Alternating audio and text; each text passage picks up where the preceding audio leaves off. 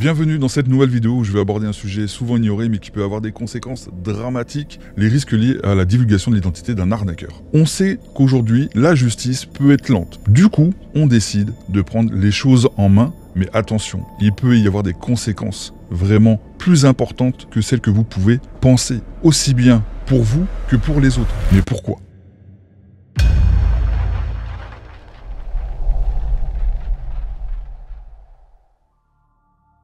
Tout récemment, les amis, vous avez vu que j'ai subi un scam sur Vinted et j'ai fait mes recherches, j'ai mené mon enquête. Mais ça a demandé beaucoup de travail. Il m'a volé donc du coup de l'argent. Je lui avais acheté quelque chose que je n'avais pas reçu, qu'il n'avait pas envoyé. D'ailleurs, vous avez été nombreux à répondre et être présents dans les commentaires. Plusieurs d'entre eux m'ont dit pourquoi ne pas partager son identité pour éviter à d'autres de se faire avoir. Seulement, le souci, c'est qu'il peut y avoir des conséquences à cela. Si je venais à dévoiler son identité publiquement, en quelques heures, ou peut-être même quelques minutes, il y aurait une espèce de chasse à l'homme, et c'est pas bon de faire ça, c'est même interdit, les amis, et il peut y avoir vraiment des conséquences. Un expert en droit pourrait très bien vous dire, et c'est ce qu'il vous dirait, divulguer l'identité d'un arnaqueur publiquement, ça peut être très mauvais pour vous, avoir des poursuites judiciaires, il y aurait une espèce de violation de la vie privée de la personne, une mise en danger d'autrui, c'est des choses que vous ne souhaitez pas, je pense, et tout ça découlerait d'une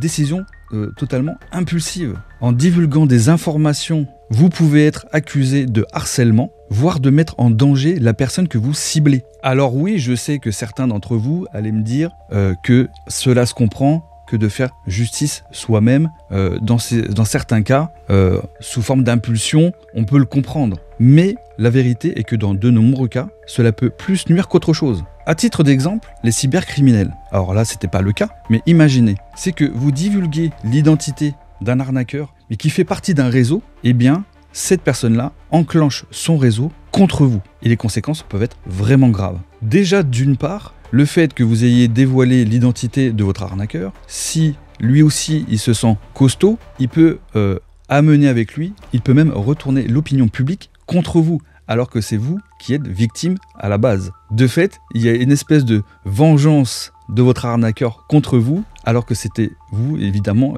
la victime en premier lieu. Alors pour en revenir à mon histoire, avec Vinted et l'arnaqueur sur Vinted, évidemment, j'ai mené mon enquête, je l'ai trouvé. Quand j'ai fait la vidéo que vous avez vue précédemment, je n'ai pas dévoilé son identité, ni son adresse, ni rien du tout qui puisse permettre à qui que ce soit de se rapprocher de lui et d'aller au point de le harceler. Évidemment, c'est pas ce que je souhaite, on reste quand même humain. Vous voyez ce que je veux dire? D'ailleurs, vous avez remarqué que dans ma précédente vidéo, tout a été flouté de manière, aussi bien ces photos de Vinted que l'Instagram, les autres personnes que j'ai contactées, je n'ai à aucun moment fait en sorte pour permettre à qui que ce soit qui regardait la vidéo de trouver de quel profil il était question. Aussi bien sur Vinted que sur Instagram, il n'était pas question de lancer une chasse à l'homme comme on aurait pu le penser comme à l'époque du Far West. De plus, il peut y avoir des arnaqueurs encore plus malins, c'est qu'ils utilisent plusieurs profils et même en utilisant des noms et prénoms appartenant à d'autres personnes. Ce qui fait que là, si vous pensez que c'est vraiment la même personne qui vous a arnaqué, que c'est la bonne personne, et qu'en fait vous dévoilez publiquement son nom, son prénom, son adresse et tout, et qu'en fait ça se trouve la personne en question n'y est pour rien, c'est juste qu'il y a eu un petit souci, enfin pas un souci, mais que l'arnaqueur il avait tout fait en sorte pour que son arnaque soit ficelé de bout en bout. Ce qui fait qu'au final, la personne que vous mettez en lumière, que vous pensez que c'est l'arnaqueur, mais alors ce n'est pas lui du tout. Vous voyez, donc il faut faire très très attention où vous exposez quelqu'un publiquement. Sans oublier que les cybercriminels sont quand même assez balèzes pour manipuler les informations qu'ils peuvent trouver sur Internet. Il y en a qui sont très très forts, qui arrivent à rentrer, à trouver vos adresses mail, les mots de passe, même à vous subtiliser les numéros de carte bleue. Donc là, je vais un peu loin, c'était pas mon cas là, mais vous voyez ce que je veux dire. Donc il faut faire super attention de pas tout mélanger. Vous voyez le truc. On peut également parler du fait que la justice doit quand même de base faire son travail. C'est à eux de lancer l'enquête et de faire en sorte de trouver la bonne personne, machin tout. Bon là, il n'était pas question de porter plainte parce que j'avais fait mon enquête moi-même sans pour autant le harceler. Je lui ai pas renvoyé de message depuis qu'il m'a remboursé pour lui dire quoi que ce soit il pouvait se retourner contre moi. Mon objectif a été atteint. Vous voyez ce que je veux dire? Je me suis pas lancé dans un truc public et tout ça. Justement, c'était pas l'objectif. J'en avais qu'un. C'était celui de récupérer mon argent et heureusement, ça a été le cas. Alors pour éviter, les amis, de prendre une décision un peu trop impulsive, et ce qui n'a pas été mon cas, pour le coup, puisque je n'ai rien dévoilé publiquement, puisque tout était flouté, il faut quand même rester calme dans ces moments-là, réfléchir, et commencer à mettre en place une stratégie. Alors moi, j'ai fait ma strat, pour moi ça a fonctionné, ça se trouve pour vous ça va pas fonctionner. En fonction des sommes, évidemment, si vous achetez une carte ou un booster, il est question d'une somme de 20 €, 30 €. Se lancer dans une enquête comme j'ai faite, c'est peut-être pas très utile, vous allez perdre plus votre temps qu'autre chose, mais là, il était question quand même d'un display vintage de 2000 €. Et donc, effectivement, j'avais pas trop envie de m'asseoir sur un petit billet de 2000. Vous voyez le truc. On est entre 20 € et 2000, il y a quand même un fossé. Bon, donc évidemment, le mieux est quand même de se rapprocher quand c'est des grosses sommes comme ça. Déjà, comme je vous avais dit précédemment, vaut mieux privilégier la remise en main propre, déjà d'une part, dans un lieu où il y a du public, vous venez pas seul, ni le soir, dans une petite rue. Non, évidemment. Et auquel cas, si vous achetez sur internet et que vous vous êtes fait avoir, et que c'est une grosse somme, et que ça vaut le coup, je dirais, de vous rendre à la police, de déposer une plainte, d'expliquer, d'amener tous les éléments que vous avez en votre possession. Donc là, si vous avez l'identité, l'adresse, numéro de téléphone, tous les éléments qu'il faut, le numéro de suivi et tout, vous pouvez constituer un dossier prêt à déposer à la police, donc avec votre témoignage sur la façon dont ça s'est passé. Donc ça, c'est les règles. Alors évidemment, avant que la machine se lance, et puis bon, il y a aussi le sujet, est-ce que ça va être le fait, si c'est question de carte Pokémon,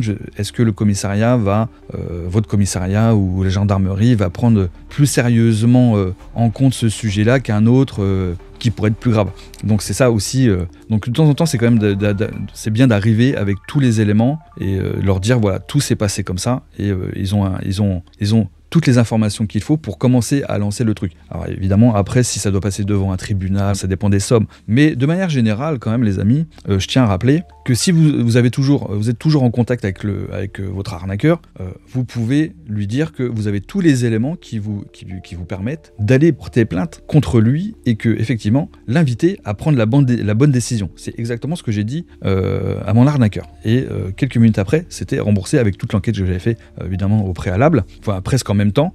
C'est pour ça que d'ailleurs c'était compliqué à tout vous raconter dans le détail. J'ai dû faire très court en plus dans la précédente vidéo. Donc exposer l'identité d'un arnaqueur publiquement, les amis, faut faire très attention parce que les risques peuvent être beaucoup plus grands que ceux auxquels vous pouvez vous attendre. Donc très attention. Donc c'est pour ça que je fais cette vidéo là, parce que vous avez été plusieurs en commentaire à me dire donne le nom.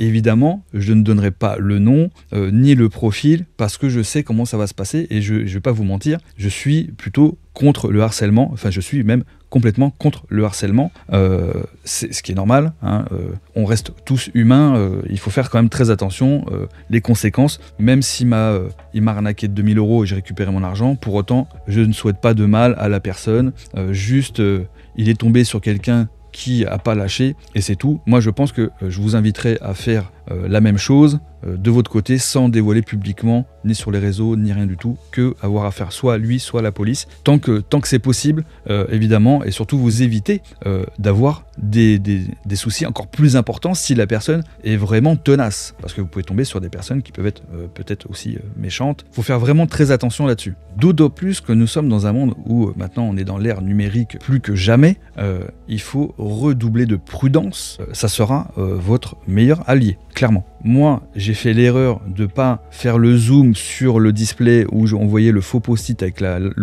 fausse ombre, donc un montage photo et tout. Dommage, pour le coup. Ça m'aurait évité tellement de galères, de stress et de recherche, d'enquête et tout ça. Donc il faut vraiment faire attention. Donc c'est pour ça que quand vous achetez quelque chose sur internet, privilégiez même les plus gros profils possibles. Demandez des photos. Maintenant c'est ce que je fais systématiquement, c'est que je demande des photos de l'item, même si c'est un item à 100 balles, c'est ce que j'ai encore fait là récemment, des photos de l'item avec un post-it du vendeur ou de la vendeuse avec l'heure à laquelle vous avez demandé ces photos. Je l'ai encore eu le cas hier, et s'il y a comme un souci, que ça met des heures, machin et tout, faites très attention. Alors les gens peuvent travailler et tout, mais faites très attention, vérifiez bien les photos, qu'il n'y ait pas des petits montages faits aux petits oignons qui peuvent vous mettre dans la sauce. Vous voyez le truc, il faut faire très attention là-dessus.